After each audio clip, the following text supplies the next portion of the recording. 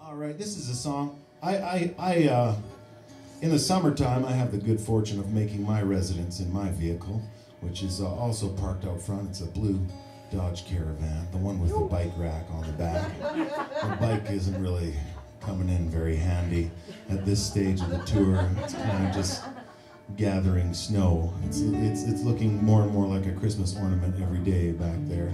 But while it was warm, it was pretty awesome. It was like having a house and a car. But when I see Bill's Winnebago, I have a serious case of home envy. You can stand up inside his home. You can make dinner. You could run back and forth. You could have a party in that thing. I shouldn't say could have. You probably do have. That's right.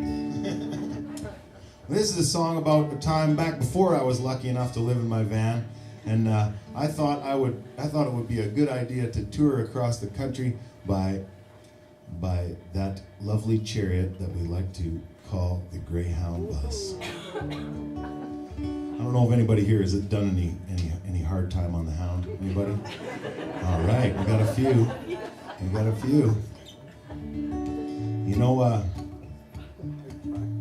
When I went down to the United States, I would tell people about that crazy day that somebody got beheaded on the Greyhound, and honestly, they'd never heard of it down there. Never heard of it. Not a peep, I thought, isn't this like news or something? Like, nobody had ever heard of it. Somehow Greyhound managed to stop that story at the border, Up here, they were like, oh, we got power outlets and free Wi-Fi. Come back on the bus, everybody. Anyway, this is about a trip I took on this thing that Greyhound has. It's called the Discovery Pass, which is basically it's like a 1-month bus ticket, but it's valid for all of North America. Greyhound and all of their affiliated carriers. And all you gotta do is just show up at the station and show the driver your ticket and get on and ride the bus. And it was like $400 for a month at the time. And I thought that this would be a very convenient way for me to tour the country and visit all my friends and do all the playing that I wanted to do. And of course, I couldn't have been more wrong about that. That was the idea that I had, anyway. At least I got this song out of it. We're in the key of D, Bill. It goes a little like this. I dreamed I crossed the continent with poetry and speed, robust and mythological on my chrome and black steed. I woke up cramped in a tiny seat by a porta-john that stunk with 6 or 7 southern sisters crying, mercy, you smell that funk? Saw the rolling moonlit prairie, and I knew I was glory bound. It's just a shame we got her riding on this flea-bitten hound.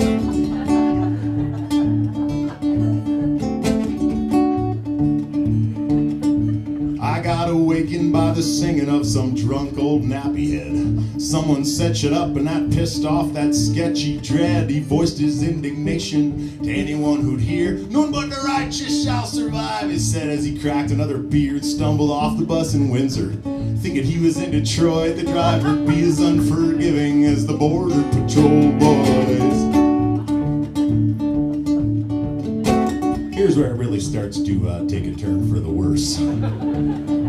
I got off the bus in Michigan, and that so-and-so left me behind. Similar high school incidents flashed back across my mind, except only then I didn't have to sleep on the sidewalk in Traverse City. As we all know, faceless corporations have no pity. They left me luggage-less and sweatshirtless, but I was still doing alright, at least until the sprinklers came on in the middle of the night. Soaked and battered but unbeaten, I got back on the bus. What I saw there made me wonder what'll come of all of us. They'd sifted through the human barrel and gathered such strange pickings. The group would only be complete with bleeding sheep and chickens. I saw the jobless and the visionless, the pursuing and pursued, the whole shuddering scene all about to come unglued. Dirty bathrooms and babies, I thought I'd seen it all. There was this 19-year-old mother going through withdrawal. There were Bible belters arguing their doctrinal schisms, and there were also rednecks advocating vigilantism. We were just outside of ludicrous and headed for profound on that armpit-smelling, late cramping, smoke-colored hound. We're kinda like a family, cause we couldn't choose each other. There was this pretty former stripper who was kinda like our mother.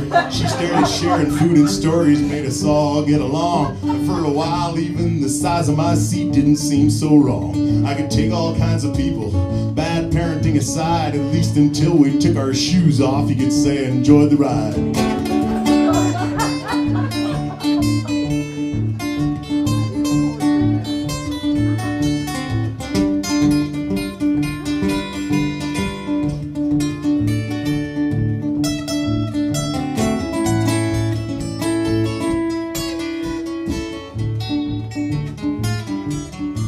Wow, she managed to hold on to my faith come whatever. The sane and honest few of us have to stick together. But then the driver left our mom behind and showed himself to be another inconsiderate so-and-so like the one who left me. For a while I forgot everything I thought I'd learned. I wish there was a day of judgment so we could laugh as he burned.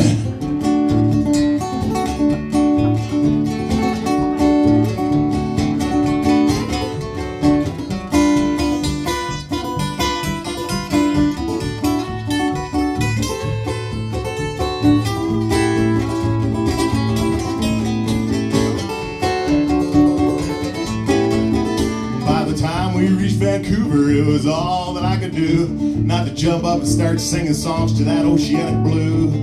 I wandered down the street and bought a bag of that kind of leaf, had a smoke and donned my backpack with an exhale of relief. I'm not saying I'm regretting, but the next time around I'm gonna ride that old green tortoise, cause at least you can leave.